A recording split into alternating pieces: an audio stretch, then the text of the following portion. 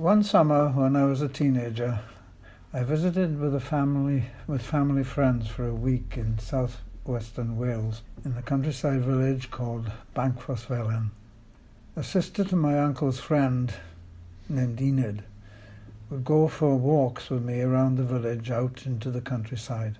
I was very interested in biology at that time, and so when going for walks I would be willing to stop at ponds and go looking for tadpoles. In fact, Enid said that I was more interested in tadpoles than anything else. I would not have imagined then that she would be my life's companion, nor do I think that she would have thought of that either. The way we first met is a strange little story. After my mother was ill, we took a vacation to a spa in mid-Wales. Purely by coincidence, her family was there at the same time that we were in the spa. It was the first time we had met physically. We got along fine, but we had no particular interest in each other. Enid was quite a character.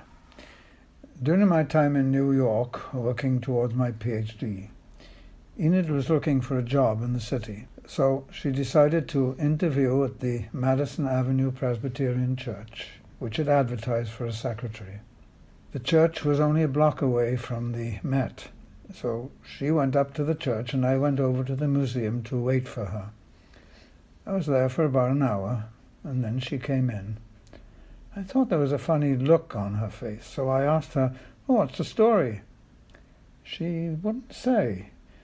Enid was a bit of a tease, and she led me on a little, had me on the hook, as it were, for a few minutes, and she said, "Well, you'll never believe it. I go in for the interview, and it's with the church controller and treasurer, and it turns out that he is Welsh." So she had the job straight away. While still in New York, one Saturday morning I was taking class in the church, across the road from the house, and in stormed Enid with her short shorts. Remember, this was the beginning of summer. And she was waving a letter and smiling. She said, "I'm sorry to bother you, but I think you'll want to see this." So I took the letter and opened it, and it was from the chair of the department at Colgate, asking if I would be interested in this possibility. A professor of philosophy was going on fellowship for a year, and they needed someone to teach his courses, which meant logic, modern philosophy, and so on.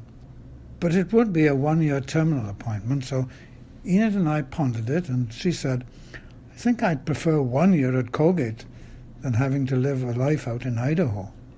So I did accept that 1-year terminal appointment to Colgate University.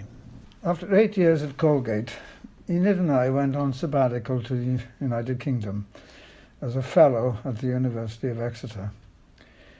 This was another point at which we were faced with, shall I stay or not?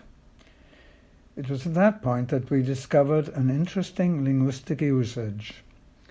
We talked about coming home, and by home we meant here at Hamilton. Obviously, we'd now begun to think in very, very different terms. We were settled home and began to mean our family, and our family was very much associated with our life here in Hamilton. It has been an interesting life at that, and my wife and I went through it together. She was always a big strength for me.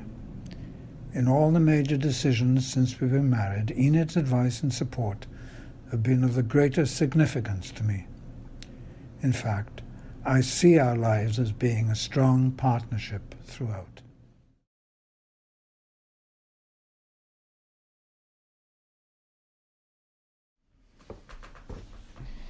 I gotta say, you're very professional with how you read it. I wasn't a minister for nothing.